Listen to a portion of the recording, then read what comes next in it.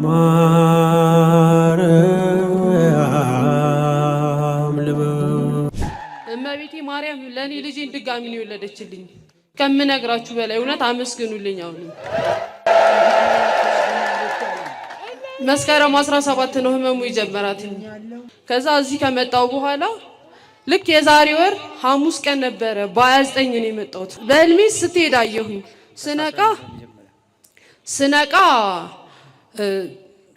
ያው ተኝተናል። ተነስተን ወደ ጸበል መጣን። ጸበል ከመጣን በኋላ ተጠምቀን እዚህ የምቀመጥበት ቦታ ነበርኝ ስዕል አድኖ ዋጋ ብድግ ብላ ቁጭ አለች ማለት ነው። የሚካኤል ቀን የማርያም ቀን በ21 ቀን ከእንቅልፏ ተነስታ ቆመች።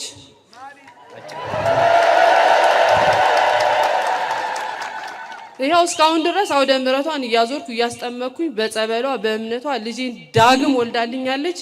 በደንብ አመስግኑልኝ።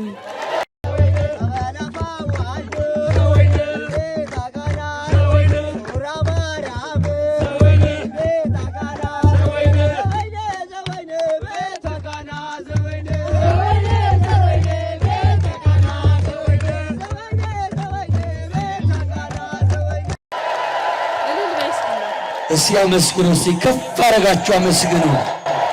እንግዲህ እናት ናት። ድንቅ ስራ የተደረገላትን መናገር አንደበቷን ይዟት ነው።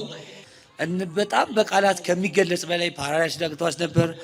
ያንቀጠቀጣት ነበር። ፓራላይስ በአንድ የቆላልፏት ሰውነቷ ወገቧ አይታጠፍ፣ እግሯ አይሰራ፣ እጇ አይሰራ እንዳለ ፓራላይስ ሆና ስትዝረከረክ ነበር። እቻው የምትቦርቀዋ ልጅ አሁን የድንቅ ማርያም ትልቅ ድንቅ ነገር ያደረገችን ስውሯ ማርያም በአንዴ ነው እንግዲህ እንዲህ ስትቦርቅ ያደረገችውና ይሄ በቃላት የሚገለጽ አይደለም።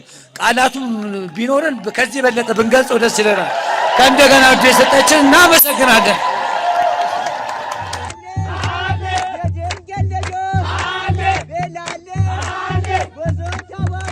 ይቺ ብላቴና አሁን እናትየው በነገረቻቸው ህመም ምክንያት ፓራላይዝ ሆና አልጋ ላይ ውላ ነበረ።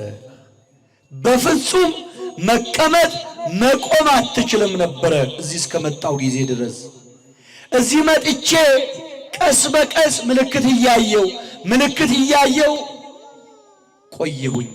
በመጨረሻ በዕለተ ቀኗ በእግሯ ቆማ መራመድ ቻለች። ከፍ አድርጋችሁ አመስግኑ።